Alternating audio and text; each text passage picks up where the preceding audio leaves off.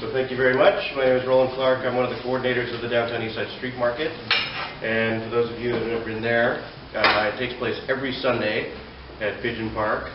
It generates over $500,000 of direct economic injection into the poorest people of this neighborhood. It diverts over 20 tons of waste from landfills every year. And we're actually just about to celebrate our 5th year at Pigeon Park. We've had over 240 consecutive Sundays at Pigeon Park. Somebody needs to correct me if I'm wrong about this, but I think it might be the longest running event in Vancouver history in terms of event days. Right? If you had an annual event that went 241 event days, you'd have to start before Vancouver was discovered by years. But this talk is about a small Wi-Fi project that we've begun because we got access to a lot next to Pigeon Park Savings Bank. And it's the beginning of a project that hopefully will inspire people to collaborate and think about how to bring Wi-Fi into the homes of the SROs and the low-income people and to bridge some of this digital divide. Yeah, okay. The idea of creating a neighborhood Wi-Fi around the downtown east side isn't new at all. When I joined the DNC over 3 years ago, it was a primary project of the DNC. It was a project of W2 at various times, AHA Media, the Hastings Crossing BIA, through SFU, and a collaboration with the City of Vancouver. So this has been percolating in the sort of neighborhood consciousness for probably at least a decade. And the technology has existed in various forms for probably at least a decade through various changes. But there's a critical time now where we believe the price point of certain technologies and maybe the willingness of the community to embrace it is at a tipping point. And the need is enormous. Obviously, there's a large number of people in this neighborhood on disability or welfare that don't have access to traditional methods that people with high incomes have to access the internet. There are ways that people can access hardware through agencies like Free Geek and Reboot. But we find from talking to people at the street market, one of the major barriers is the connection. If you have a mobile device, you have to sit in a coffee shop, and even the price of a coffee is prohibitive for people.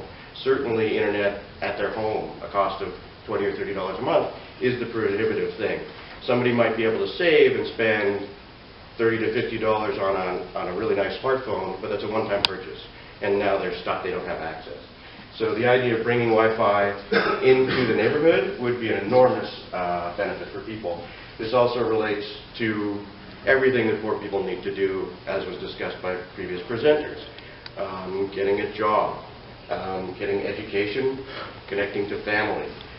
This also relates to the recent graduation strategy that's being put together at Raycam and other organizations to help families and young people stay educated and stay employed. Our project, well, we were given a small lot here. This is 62 East Hastings. It's just, half a block from Pigeon Park. This is Columbia Street. This is Hastings Street. We set up one Wi-Fi repeater here when we got internet access to our lot. We now have 3 repeaters connected in a mesh network. So there's one at SPC Restaurant right about here.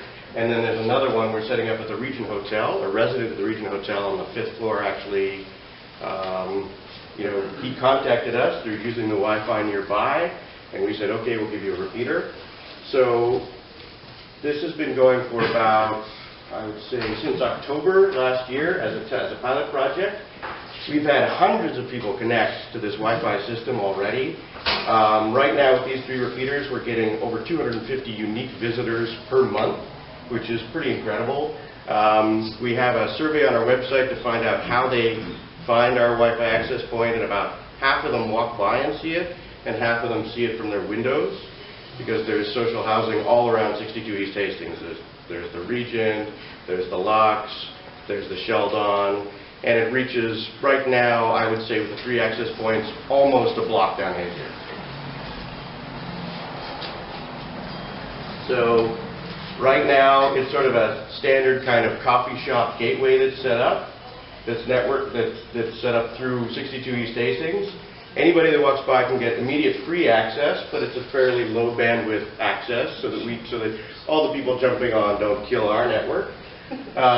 We've actually had a neighboring business, the shoe store, purchase a voucher for $10. They got high speed for a month. You can pay with PayPal. And, you know, the option is if somebody wants high speed, they could come and hand us money, but it hasn't happened yet. People are pretty happy with the free access. And actually, as an incentive for people telling us where they are when they see our internet, if they send us an email and tell us where they live, they get a free voucher for a week. So, and we've had about 25 people sign up for those free vouchers to get higher speed access. And, I mean, the idea behind this is a rough area coverage diagram of where one of these hotspots could cover. It's hard to see on the map, but this is Main Street, that's Carnegie, that's Columbia, that's our lot. So with actually a handful of these repeaters, you could cover a large area. And the downtown east side is actually perfect for this because there's such a huge concentration of low-income housing, and beaming in through the windows is so effective.